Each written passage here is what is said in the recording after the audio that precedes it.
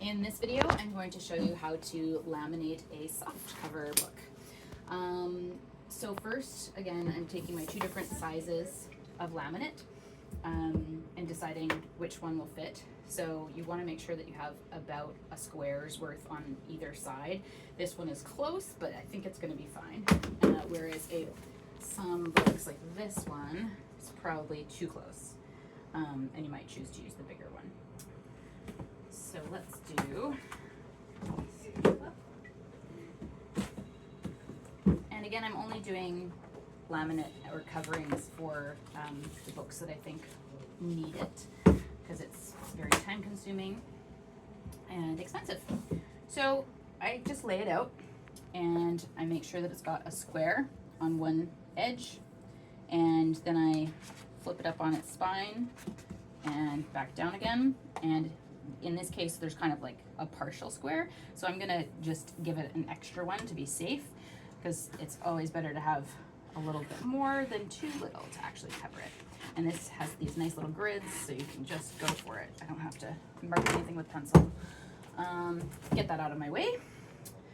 And then it's kind of useful to have a couple weights handy, so you can use whatever's nearby. And there isn't really a right or wrong in terms of using the front cover or the back cover. First, I find that I do a cleaner job on the first go down, so I do the front cover. The other thing is I've noticed that this one doesn't actually have a spine label yet, and normally I would put my spine label on before laminating. So let me see if I can find a different one. We'll do this one. Hopefully this piece I cut will be okay. Let's double check. So one on one side. Yes, that'll work. So here's my spine label. I'm gonna place that here. Great. So the next thing is I'm gonna just kind of try to make this sit, and I have to peel up some of the edge, and there is a teeny tiny bit at the edge at the bottom that is not overlapped, so I can get my finger in there.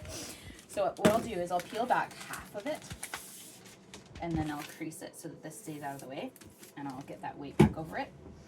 And just remembering that the space that we have also has to include laminate for the spine, so I don't want to start start putting it down right at this edge. I want to do it just a little bit out so that there's room for that spine. As long as I have approximately that square on this side, then we're all good. So I'm going to start here, and I start by putting the edge down, and I kind of check that it's placed well, and then I push down on the spine and I roll the cover down slowly, and I push down, and you can just kind of try to do it that way. And then I turn it over, and I use my bone folder to push the laminate into the edges, especially around the spine here and around any stickers, barcode stickers or spine labels, and push out any bubbles. This went pretty well, and just kind of pushing out towards the edges to get any air that's trapped out as much as possible. Good. And then we trim the corners, and you want to get as close to that edge as possible without actually snipping it, and you can just get rid of that corner somewhere. And you make a slice here so that we can fold it over, because otherwise the plastic will kind of go into the spine. So you want to look at kind of where the binding is, and I usually look at where the seam for the spine is, and I just kind of go out 1 centimeter, and I snip right up to the edge. It doesn't have to be on an angle. I like that because it mirrors this, but it really doesn't matter. And then I go ahead and do that down here as well. And then I open it up. So I'm just ignoring the other half of the laminate for now while I do this one cover. Because if you try to do both covers before you do any of the folding over, then you'll have little sticky bits flying around and getting stuck to the wrong places. So you really want to take care of all the little edges here before going to the second half, is what I have found. So then I use the bone folder, my fingers, to make sure that this is pulled right against the edge. This has got a flap, and I'm basically going to laminate it down so that the flap isn't mobile anymore, and that is a-okay. So just pressing that down. And you'll notice that there's some extra sticky stuff here. We're gonna just ignore it for now. We'll clean it up at the end. So the next thing you wanna do before you do the back is you wanna pull it really tight over the spine so that there are no bubbles on the spine, because that's the part that is often what kids are seeing, and it's where we have the spine label, so you really want it to be attractive looking. So you just kind of pull on the laminate and make sure that it's really tight, and then press it down. And again, keeping those bubbles out as much as possible, and you have an opportunity to kind of smush them out towards the open edge if there are some bubbles. So that's what that looks like. And then I put it flat again and pull the rest of the, whatever that's called, off. And I do the same rolling motion where I start at the spine and I roll it down and pat it and turn it over and smooth it. That looks pretty good. I'm happy with that. Sometimes it goes totally wrong.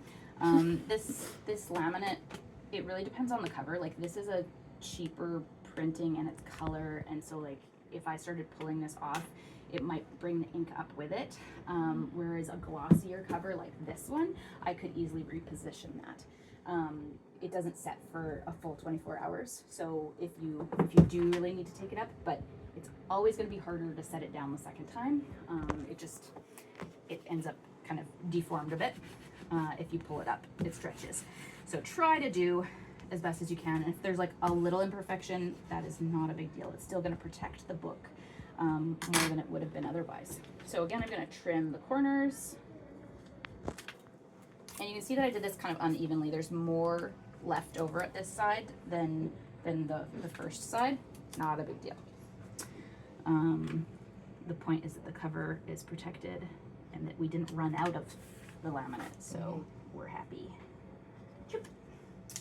And I really like these scissors because of this flat edge. It allows me to get very precise cuts, but you figure out what works for you. And I don't have any left-handed scissors. I believe you're left-handed. No, I'm right-handed. Oh, okay.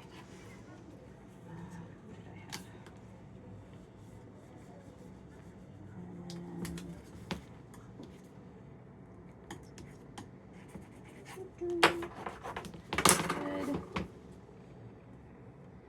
I timed myself one time, and I think it takes around 10 minutes for each book, even when you're experienced. I mean, it's not like I do this every day, so I'm sure that there's some people who are faster than I am.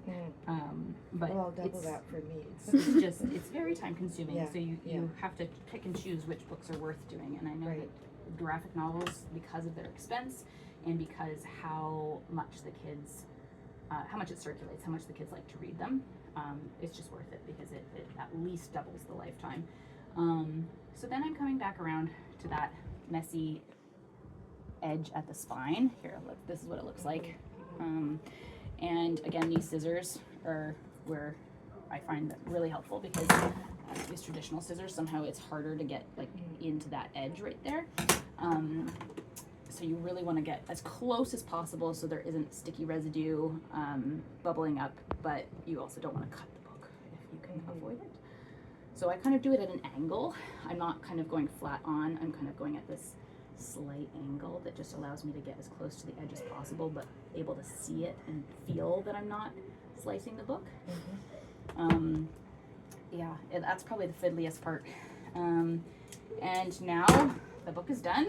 I just clean up my mess and it's ready to go on the shelves.